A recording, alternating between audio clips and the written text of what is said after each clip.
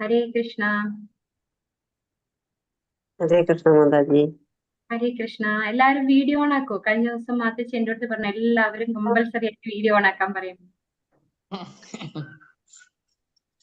ഹരേ കൃഷ്ണ.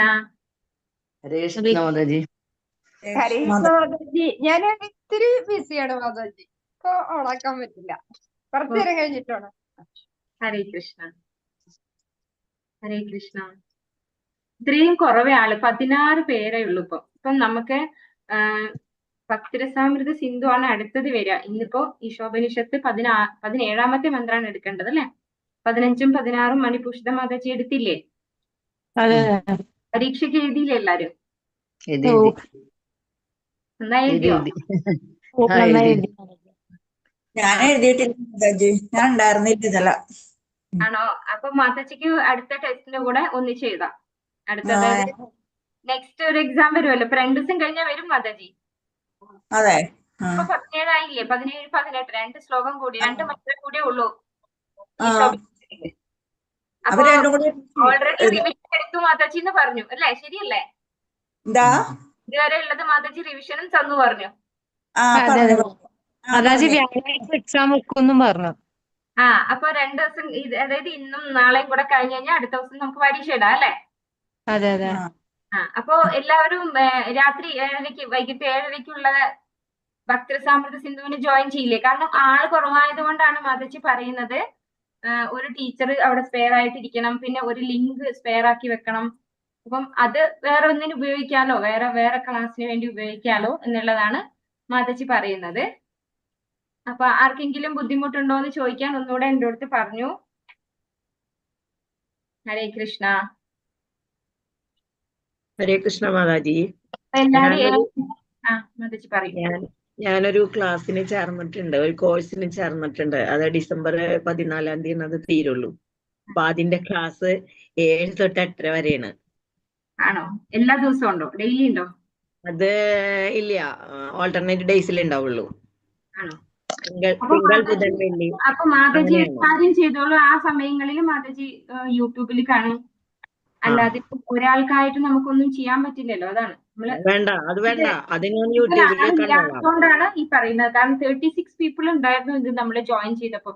ഇന്ന് 16 പേരാണ്, ഞാൻ ഉൾപ്പെടെ 16 പേരാണ് ക്ലാസ്സിലുള്ളത്. അപ്പൊ അതുകൊണ്ടാണ് മാതാജി പറയുന്നത് ഭയങ്കര കുറഞ്ഞു പോയത്, മെർജ് ചെയ്യാമെന്ന് പറഞ്ഞത്. അതുകൊണ്ടാണ്. അപ്പൊ അതങ്ങനെയാണ്, പോകെ ആൾക്കാർ കുറഞ്ഞുകൊണ്ടിരിക്കും. അങ്ങനെ ലെവൽ 4 ആകുമ്പോഴേക്കും ഇനിയും കുറയോ? അതുകൊണ്ടാണ് മാതാജി പറഞ്ഞത് അത് മെർജ് ചെയ്തിട്ട് 7:30യുടെ ബാച്ചിൽ നിങ്ങൾക്ക് മണിഭൂഷിത മാതാജി തന്നെയാണ് ക്ലാസ് എടുക്കുന്നത് അല്ലെ? പറഞ്ഞില്ലേ മാതാജി?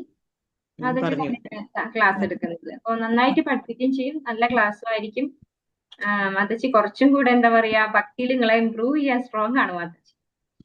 എന്നെ പോലെ ഇങ്ങനെ ഒരു സൈലന്റ് പേഴ്സൺ അല്ല മാതാജി, സ്ട്രോങ് ആണ്. ഹരേ കൃഷ്ണ. ഹരേ കൃഷ്ണ. അപ്പൊ നമ്മള് കഴിഞ്ഞ 15ലും 16ലും എന്താണ് നമ്മൾ പഠിച്ചത്? ശ്ലോകത്തില് നമ്മള് ഭഗവാനെ ദർശിക്കാനുള്ള കാര്യങ്ങളാണ് പഠിച്ചത് അല്ലെ? 15ാം എല്ലാ ജീവജാലങ്ങൾക്കും ആധാരമായ അല്ലയോ ഭഗവാനെ, അങ്ങയുടെ യഥാർത്ഥ മുഖം അങ്ങയുടെ കണ്ണഞ്ചിപ്പിക്കുന്ന ഉജ്ജ്വല പ്രഭയാൽ മറയ്ക്കപ്പെട്ടിരിക്കുന്നു. അതായത് ബ്രഹ്മജ്യോതി അല്ലെ? ബ്രഹ്മജ്യോതി എന്ന് പറയുന്നത് ഭഗവാനിൽ നിന്ന് വരുന്ന എഫൾജൻസ് ആണെന്ന് പറഞ്ഞു. അപ്പൊ ആ എഫൾജൻസ് കാരണം നമ്മള് ഭഗവത്ഗീത 11ാമത്തെ അധ്യായത്തില് ഭഗവാന്റെ ദിവ്യരൂപം ദർശിക്കുമ്പോ അർജുനൻ പറയണ്ടായി അല്ലെ, അങ്ങയിൽ നിന്ന് വരുന്ന ആ പ്രഭയാൽ ഇത്ര 1000 സൂര്യചന്ദ്രന്മാർ ഒന്നിച്ചുദിച്ചതുപോലെയുള്ള ഒരു പ്രഭയാണ് ഭഗവാനിക്ക് വരുന്നത്. അതുകൊണ്ട് എനിക്ക് ഭഗവാനെ ശരിക്കും ദർശിക്കാൻ കഴിയുന്ന ദുർദർശം എന്നാണ് പറഞ്ഞത് അല്ലെ? അപ്പൊ ഭഗവാനെ ദർശിക്കാൻ കഴിയുന്നില്ല ഭഗവാനെ എന്ന് പറയണ്ടായി. അപ്പൊ ആ വിശ്വരൂപത്തിന് അത്രയാണെങ്കിൽ യഥാർത്ഥത്തിലുള്ള ഭഗവാന്റെ എഫൾജൻസ് എത്രയായിരിക്കും അല്ലെ? അപ്പൊ അതുകൊണ്ട് ആ ഒരു ബ്രഹ്മജ്യോതി കാരണം ഭഗവാനെ ദർശിക്കാൻ കഴിയുന്നില്ല. അതുകൊണ്ട് ആ പ്രഭ നീക്കിയിട്ട് ഭഗവാന്റെ മുഖം ദൃശ്യമാക്കി തരണേ എന്നാണ് ഇവിടെ. ദയവായി ആ ആഭരണം മാറ്റി അങ്ങയുടെ പരിശുദ്ധ ഭക്തന് ദൃശ്യനായാലും എന്നാണ് മന്ത്രം 15ല് പറയുന്നത് അല്ലെ? 16ലോ? 16 എന്താ പറയുന്നേ? ഓർമ്മയുണ്ടോ? രൂപം കാണിക്കുന്നുണ്ട് ഇതേപോലെ. അതെ, ഭഗവാന്റെ രൂപം ആദ്യം ഭഗവാന്റെ അതായത് ആ രൂപം പ്രകാശം ഉം, പ്രഭ ഉം. മാറ്റിയിട്ട് ഭഗവാനെ ദൃശ്യനാക്കി മാറ്റിയിട്ട് ഭഗവാന്റെ എന്ത് പറഞ്ഞു? രൂപം കാണും. സർവനിയാമക തത്വമേ, ശുദ്ധ ഭക്തന്മാരുടെ ലക്ഷ്യസ്ഥാനമേ, മാനവരാശിയുടെ ഭഗവാന് പൂർവ്വ സംഭവം പിതാക്കാക്ഷി, അവിടുത്തെ ആനന്ദപൂർണമായ രൂപം എനിക്ക് ദർശിക്കുന്നതിന് വേണ്ടി അവിടുത്തെ അതീന്ദ്രിയ കിരണങ്ങളുടെ പ്രഭാപുരത്തെ നീക്കി തന്നാലും സർവേശ്വരനായ അങ്ങയോട് എനിക്കുള്ള ബന്ധം സൂര്യനോടുള്ള ബന്ധം പോലെയാണ് എന്ന് പറയാണ് അല്ലെ. സൂര്യനോട് ഉപമിക്കുകയാണ് ഭഗവാനെ ആ ഒരു ശ്ലോകത്തിൽ, 16ാമത്തെ ശ്ലോകത്തിൽ. അപ്പൊ ഭഗവാനുമായിട്ടുള്ള ബന്ധം സൂര്യനോടെന്ന പോലെയാണ് എന്ന് പറയുന്നു അല്ലെ. ഇനി 17ാമത്തെ മന്ത്രം. ഓമജ്ഞാനതിമിരാന്ധസ്യ നാനാഞ്ജനാശലാകയാ ചക്ഷുരുന്മീലിതം യേന തസ്മൈ ശ്രീഗുരവേ നമഃ. ശ്രീചൈതന്യമനോഭീഷ്ടം സ്ഥാപിതം യേന ഭൂതലേ സ്വയം രൂപകഥാ മഹ്യം ദദാതി സ്വപദാന്തികം. വന്ദേഹം ശ്രീഗുരോ ശ്രീയുതപദകമലം ശ്രീഗുരുൻ വൈഷ്ണവാംശ്ച ശ്രീരൂപം സാഗ്രജാതം സഹഗണരഘുനാഥാന്വിതം തം സജീവം സാദ്വൈതം സാവധൂതം പരിജനസഹിതം കൃഷ്ണചൈതന്യദേവം ശ്രീരാധാ കൃഷ്ണപാദാൻ സഹഗണ ലളിതാ ശ്രീ വിശാഖാന്വിതാംശ. നമ ഓം വിഷ്ണുപാദായ കൃഷ്ണപ്രേഷ്ഠായ ഭൂതലേ ശ്രീമതേ ജയപതാക സ്വാമിൻ ഇതി നാമിനെ നമാചാര്യപാദായ നിതായ കൃപപ്രദായിനെ ഗൗരകഥാദാമതായ നഗരഗ്രാമതാരിണേ. നമോ വിഷ്ണുപാദായ കൃഷ്ണപ്രേഷ്ഠായ ഭൂതലേ ശ്രീമതേ ഭക്തിവേദാന്ത സ്വാമിൻ ഇതി നാമിനെ നമസ്തേ സാരസ്വതേ ദേവേ ഗൗരവാണി പ്രചാരിണേ നിർവിശേഷശൂന്യവാദി പാശ്ചാത്യദേശതാരിണേ വാഞ്ചാകൽപതരൂപേസ്യ കൃപാ സിന്ധുഭ്യേവ ച പതിതാനാം പാവനേഭ്യോ വൈഷ്ണവേഭ്യോ നമോ നമഃ. വൈഷ്ണവേഭ്യോ നമോ നമഃ. ഹേ കൃഷ്ണ കരുണാ സിന്ധോ ദീനബന്ധോ ജഗത്പതി ഗോപേശ ഗോപികാ കാന്ത രാധാ കാന്ത നമോസ്തുതേ. രാധേ വൃന്ദാവനേശ്വരി വൃഷഭാനുസുതേ നമാമി ഹരിപ്രിയേ. ജയ ശ്രീകൃഷ്ണ ചൈതന്യ പ്രഭു നിത്യാനന്ദ ശ്രീ അദ്വൈത കഥാധര ശ്രീവാസാദി ഹരേ കൃഷ്ണ കൃഷ്ണ കൃഷ്ണ ഹരേ ഹരേ ഹരേ രാമ രാമ രാമ ഹരേ ഹരേ. ശ്രീകൃഷ്ണ ശ്രീ രാധാ ഗോവിന്ദ് മന്ദിർ ഇസ്കോൺ മംഗളൂരിന്റെ ലെവൽ 3 ക്ലാസ്സിലേക്ക് എല്ലാ ഭക്തന്മാർക്കും സ്വാഗതം. ഹരേ കൃഷ്ണ. ഇന്ന് ഈശോപനിഷത്ത് മന്ത്രം 17. വായുരനിലമൃതം അധീതം ഭസ്മാന്തം ശരീരം ഓം ക്രതോ സ്മരകൃതം സ്മരകൃതോ സ്മരകൃതം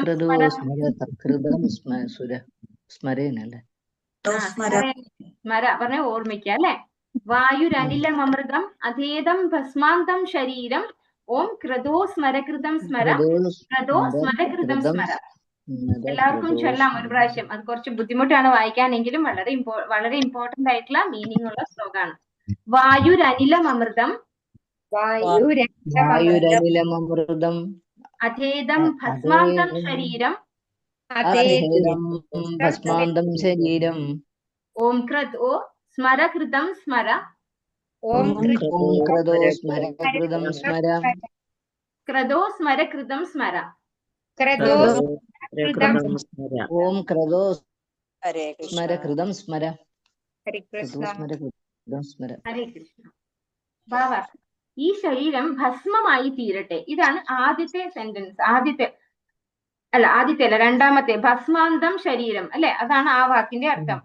എന്റെ പ്രാണവായു പ്രപഞ്ചവ്യാപിയായ വായുവിൽ അലിഞ്ഞു ചേരട്ടെ. അതാണ് ഫസ്റ്റ്. വായുരനിലം അമൃതം, അതാണ് ഫസ്റ്റ് ലൈൻ വരുന്നത്. ഈ സന്ദർഭത്തിൽ അല്ലയോ ഭഗവാനെ, എന്റെ എല്ലാ കൃത്യങ്ങളെയും അങ്ങ് സ്മരിക്കണമേ.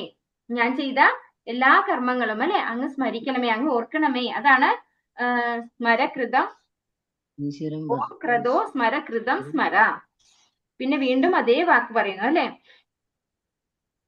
അങ്ങ് അത്യന്ത ഭോക്താവായതിനാൽ ഞാൻ അങ്ങേക്ക് വേണ്ടി ചെയ്തതെല്ലാം അങ്ങ് ഓർക്കണമേ. വീണ്ടും പറയാണ്, അതായത് അങ്ങ് അത്യന്ത ഭോക്താവ്. അതായത് ഭഗവത്ഗീതയിൽ എന്താ പറയുന്നത്? ഭോക്താരം യജ്ഞതപസാം എന്ന് പറയുന്നത് അല്ലെ. എല്ലാത്തിന്റെയും പരമഭോക്താവ് ഭഗവാനാണെന്ന് പറയുന്നുണ്ട്. അതാണ് ഇവിടെ പറയുന്നത്. പരമഭോക്താവ് ആയതുകൊണ്ട് തന്നെ ഭഗവാന് വേണ്ടി ചെയ്ത എല്ലാ കർമ്മങ്ങളും, ഞാൻ ചെയ്തിട്ടുള്ള എല്ലാ കർമ്മങ്ങളും ഭഗവാൻ ഓർക്കണമേ. അപ്പോ ഒരാള് ശരീരം ഉപേക്ഷിക്കുന്ന സമയത്ത് ചെയ്യുന്ന പ്രാർത്ഥനയാണ് അല്ലെ, ഒരു ഭക്തന്റെ പ്രാർത്ഥനയാണിത്. എന്താണ് ഇത് പറയുന്നത്? ഈ ശരീരം ഭസ്മമായി തീരട്ടെ. അതായത് നമുക്ക് ഈ ശരീരം എന്താണ്? ഭൗതിക പ്രകൃതിയാൽ നിർമ്മിതമായിട്ടുള്ള ഒന്നാണ് അല്ലെ, അത് ഭസ്മമാക്കപ്പെടേണ്ടത് തന്നെയാണ്. അപ്പൊ ഈ ശരീരം ഭസ്മമായി തീരട്ടെ. എന്റെ പ്രാണവായു പ്രപഞ്ചവ്യാപിയായ വായുവിൽ അലിഞ്ഞു ചേരട്ടെ. അപ്പൊ പാനൻ അപാനൻ 2 തരം വായുക്കൾ പറയുന്നുണ്ട് അല്ലെ, 7 തരോ 9 തരോ മറ്റു വായുക്കളുണ്ട്, എനിക്ക് കൃത്യമായി ഓർമ്മയില്ല. അപ്പൊ അതില് ഏറ്റവും ഇമ്പോർട്ടന്റ് ആയിട്ടുള്ള 2 വായുക്കളാണ് എന്ത്, അപാനനും പാനനും അല്ലെ, അകത്തേക്കും പുറത്തേക്കും വരുന്ന 2 വായുക്കള്, പാനൻ അപാനൻ. പാനൻ എന്ന് പറയുന്നത് ഇൻടേക്ക് ചെയ്യുന്നത്, ഇൻഹെയിൽ അല്ലെ, പിന്നെ എക്സെയിൽ ചെയ്യുന്നത് അപാനൻ, അതാണ്. അങ്ങനെ 2 വായുക്കൾ, ഈ 2 വായുക്കളും എന്ത് ചെയ്യുന്നു, ഈ പ്രപഞ്ച വ്യാപിയായ വായുവിൽ അലിഞ്ഞു ചേരട്ടെ. ഈ സന്ദർഭത്തിൽ അല്ലയോ ഭഗവാനെ, എന്റെ എല്ലാ കൃത്യങ്ങളെയും അങ്ങ് സ്മരിക്കണമേ. അപ്പൊ ഞാൻ ചെയ്തിട്ടുള്ള എല്ലാ പ്രവൃത്തികളും ഭഗവാൻ ഓർക്കണമേ. അങ്ങ് ആത്യന്തിക ഭോക്താവാകയാൽ ഞാൻ അങ്ങേക്ക് വേണ്ടി ചെയ്തതെല്ലാം അങ്ങ് ഓർക്കണമേ. അപ്പോ ഭഗവാൻ പരമഭോക്താവായത് കൊണ്ട് തന്നെ ഭഗവാന് വേണ്ടിയിട്ടുള്ള എല്ലാ ഭക്തിയുത സേവനങ്ങളും ഭഗവാൻ ഓർക്കണമേ എന്നാണ് ഒരു ഭക്തന്റെ പ്രാർത്ഥന. നമുക്ക് ഇന്ന് റീഡ് ചെയ്യുന്നില്ല, ചെറിയ ചാപ്റ്റർ ചെറുതാണെങ്കിലും സ്ലൈഡ് കുറച്ച് കൂടുതലാണ്. അതുകൊണ്ട് എനിക്ക് തോന്നുന്നു ഓൾമോസ്റ്റ് എല്ലാം ഈ സ്ലൈഡിൽ തന്നെ ഉണ്ട്. നമുക്ക് സ്ലൈഡ് വഴി പോവാം. വിവർത്തനം ഭാവാർത്ഥം എത്തി ഭക്തി വേദാന്ത സ്വാമി ശ്രീല പ്രഭുപാദ് കി ജയ്. ഭൗതിക ശരീരം ഒരു വസ്ത്രം മാത്രമാണ്. ശരീരം നശിക്കുന്നതോടുകൂടി ഒരു ജീവി പൂർണ്ണമായും നശിക്കുന്നില്ല, വ്യക്തിത്വവും നശിക്കുന്നില്ല എന്ന് ഭഗവത്ഗീത 2:20 പറയുന്നു. 2:20 ഏതാ ശ്ലോകം എന്ന് ഓർമ്മയുണ്ടോ ആർക്കെങ്കിലും? ഭഗവത്ഗീതയിലുള്ള ശ്ലോകമാണ് അത്. വാസാംസി ജീർണാനി യഥാ വിഹായ, അത് 22 മാതാജി. അത് ന ജായതേ മൃത്യേ വാ കദാചിത് അയം ഭൂത്വാ ഭവിതാ അജോ നിത്യശാശ്വതോയം പുരാണോ ന ഹന്യതേ മാനേ ശരീരം. ഇതല്ലേ ശ്ലോകം 20ാമത്തെ ശ്ലോകം. അപ്പൊ അവിടെ എന്താ പറയുന്നത്, ഭൗതിക ശരീരം ഒരു വസ്ത്രം മാത്രമാണ്. ശരീരം നശിക്കുന്നതോടുകൂടി ഒരു ജീവി ഒരിക്കലും പൂർണ്ണമായും നശിക്കുന്നില്ല. അപ്പൊ എന്ത് മാത്രമേ നശിക്കുന്നുള്ളൂ, ഈ ശരീരം മാത്രമേ നശിക്കുന്നുള്ളൂ അല്ലെ. ജീവാത്മാവ് എന്താണ്, എപ്പോഴും സനാതന എന്നാണ് പറയുന്നത് അല്ലെ, സനാതനായിട്ടുള്ള വ്യക്തിയാണ് നമ്മൾ ഓരോരുത്തരും എന്നാണ് പറയുന്നത്. അതുകൊണ്ട് തന്നെ നമ്മൾക്കൊരു നാശം സംഭവിക്കുന്നില്ല, വ്യക്തിത്വവും നശിക്കുന്നില്ല എന്ന് ഭഗവത്ഗീത 2:20 പറയുന്നു. അപ്പൊ ഭഗവത്ഗീതയിൽ പറയുന്നു, നമ്മുടെ ഈ ശരീരം നശിക്കുന്നതോടുകൂടി ഒരിക്കലും നമുക്ക് നാശം സംഭവിക്കുന്നില്ല. ഒരു ജീവിയുടെ വ്യക്തിത്വം നിർഗുണമോ അരൂപമോ അല്ല, മറിച്ച് ഭൗതിക ശരീരത്തിന് കൃത്യമായ രൂപമില്ല. നാശമില്ലാത്ത ജീവന്റെ ആവശ്യം അനുസരിച്ചുള്ള രൂപം കൈക്കൊള്ളുന്നു. അപ്പോ നമ്മുടെ ഭൗതിക ശരീരത്തിന് കൃത്യമായിട്ടൊരു രൂപമില്ല എന്നുള്ളതാണ് സത്യം. എങ്ങനെയെന്ന് വെച്ച് കഴിഞ്ഞാൽ വെള്ളം നമ്മൾ ഒരു ഗ്ലാസ്, ഒരു റൗണ്ട് ആയിട്ടുള്ള ഗ്ലാസ്സിൽ ഒഴിച്ചാൽ അത് റൗണ്ട് ആയിട്ടിരിക്കും അല്ലെ, ഒരു പരന്ന പാത്രത്തിൽ ഒഴിച്ചാൽ അതിന്റെ ഷേപ്പ് മാറും. അതുപോലെ നമ്മുടെ ഈ ജീവാത്മാവ് ഓരോ ശരീരം മാറി മാറി സ്വീകരിക്കുന്നു. ഇപ്പോ ഒരു പട്ടിയുടെ ശരീരത്തിലാണ് ജീവാത്മാവ് പ്രവേശിക്കുന്നത് എങ്കിൽ അതിന് പട്ടിയുടെ രൂപമാണ് ഉണ്ടാവുക അല്ലെ. അതൊരു ആനയുടെ ശരീരത്തിലാണ് പ്രവേശിക്കുന്നതെങ്കിലോ അതിനൊരു ആനയുടെ രൂപമാണ് ഉണ്ടാവുക. അപ്പൊ ശരീരം എന്താണ് പറയുന്നത്, ശരീരം മാറിക്കൊണ്ടിരിക്കുന്നു, അതിനാണ് കൃത്യമായ ഒരു രൂപം ഇല്ലാത്തത് എന്നാണ് പറയുന്നത് അല്ലെ. ഒരു ജീവിയുടെ വ്യക്തിത്വം നിർഗുണമോ അരൂപമോ അല്ല, മറിച്ച് ഭൗതിക ശരീരത്തിന് കൃത്യമായ രൂപമില്ല. ഭൗതിക ശരീരത്തിന് രൂപമില്ല എന്നല്ല പറയുന്നത്, കൃത്യമായ രൂപമില്ല എന്നാണ് പറയുന്നത്. നമുക്ക് ഒരിക്കലും പറയാൻ പറ്റില്ല അത് എപ്പോഴും മനുഷ്യന്റെ രൂപമാണ് എന്ന് പറയാൻ പറ്റില്ല. ഭൗതിക ശരീരം എന്ന് പറഞ്ഞാൽ ആനയുടെ ശരീരത്തിൽ പോയാൽ ആനയുടെ രൂപമാവും, ഒരു പൂച്ചയുടെ ശരീരത്തിൽ പോയാൽ പൂച്ചയുടെ രൂപത്തിലാവും അല്ലെ. ഒരു മാൻകുട്ടിയുടെ ശരീരത്തിലാണ് പോകുന്നതെങ്കിൽ അതിനൊരു മാനിന്റെ രൂപം. ഇതൊക്കെ ഡിഫറെന്റ് രൂപങ്ങളാണ്. അതുകൊണ്ട് തന്നെ ഭൗതിക ശരീരത്തിന് കൃത്യമായ ഒരു രൂപമില്ല. നാശമില്ലാത്ത ജീവന്റെ ആവശ്യം അനുസരിച്ചുള്ള രൂപം കൈക്കൊള്ളുന്നു. അപ്പോ ഒരു ജീവന് ആവശ്യമുള്ള ഒരു രൂപമാണ് ഭൗതിക ശരീരത്തിൽ നമ്മൾ കൈക്കൊള്ളുന്നത്. അത് എങ്ങനെയാണ് ആവശ്യം എന്ന് പറഞ്ഞു കഴിഞ്ഞാല്, എനിക്കിപ്പോ ഒരു ദേവന്റെ ശരീരമാണ് ആവശ്യം എന്ന് വിചാരിച്ച് ദേവന്റെ ശരീരം എടുക്കാൻ പറ്റുമോ? ഇല്ല അല്ലെ. നമ്മുടെ കർമ്മങ്ങൾക്കനുസരിച്ച് കർമ്മണ ദൈവനേത്രേണ പറയും അല്ലെ. ഇപ്പൊ ഭഗവാന്റെ ഇച്ഛപ്രകാരവും നമ്മുടെ കർമ്മങ്ങളും നമ്മുടെ ആഗ്രഹങ്ങളും ഒക്കെ ചേർന്നിട്ടാണ് അതിന്റെ അർഹതപ്പെട്ട ഒരു രൂപത്തിലേക്ക് ഷിഫ്റ്റ് ചെയ്യുന്നത്. ഭൗതിക ശരീരം നഷ്ടപ്പെട്ടതിന് ശേഷം ജീവിക്ക് അസ്തിത്വമുണ്ടെന്ന് ഈ മന്ത്രം ഉറപ്പിച്ചു പറയുന്നു. അപ്പോ ഭൗതിക ശരീരം നഷ്ടപ്പെട്ടാലും, കാരണം എന്തുകൊണ്ടാണ് പറഞ്ഞത്, ഈ ശരീരം ഭസ്മീകരിച്ച് പൊയ്ക്കോട്ടെ അല്ലെ. അതുപോലെ വായു, അപാനനും പാനനുമായിട്ടുള്ള 2 വായുക്കളും ഈ പ്രപഞ്ചത്തിലെ മറ്റ് വായുക്കളോട് അലിഞ്ഞു ചേർന്നോട്ടെ. പക്ഷെ ആ സമയത്ത് എന്റെ ഭഗവാനെ, ഞാൻ ഭഗവാന് വേണ്ടി ചെയ്തിരിക്കുന്ന കർമ്മങ്ങളൊക്കെ ഭഗവാൻ ഓർക്കണമേ എന്നാണ് ഈ ശ്ലോകത്തിൽ പറയുന്നത് അല്ലെ. അപ്പോ നമ്മൾ മരിച്ചു കഴിഞ്ഞാലും നമുക്കൊരു വ്യക്തിത്വമുണ്ട്, അല്ലെങ്കിൽ നമുക്കൊരു അസ്തിത്വം ഉണ്ടെന്ന് ഈ മന്ത്രം ഉറപ്പിച്ചു പറയുന്നു. ഇല്ലെങ്കിൽ പിന്നെ അത് ഓർക്കേണ്ട ആവശ്യമില്ലല്ലോ അല്ലെ, ഭഗവാനോട് റിക്വസ്റ്റ് ചെയ്യേണ്ട ആവശ്യമില്ലല്ലോ. ഈ ശരീരം നശിച്ചാൽ എല്ലാം തിരിഞ്ഞു പോവുകയാണെങ്കിൽ പിന്നെ നമുക്കൊന്നിന്റെ ആവശ്യമില്ല. പക്ഷെ ഇവിടെ പറയുന്നത് എന്താണ്, ഞാൻ ചെയ്ത കാര്യങ്ങളൊക്കെ ഭഗവാനെ ഓർക്കണേ. എന്റെ ശരീരം നശിച്ചു പോകുമ്പോഴും എന്റെ വായു അതിനൊന്നും ഞാൻ ബോധടല്ല അല്ലെ, എന്റെ ഈ അന്ന് ശരീരം ആ നശിക്കണ്ടെന്ന് ഞാൻ ആഗ്രഹിക്കുന്നില്ല.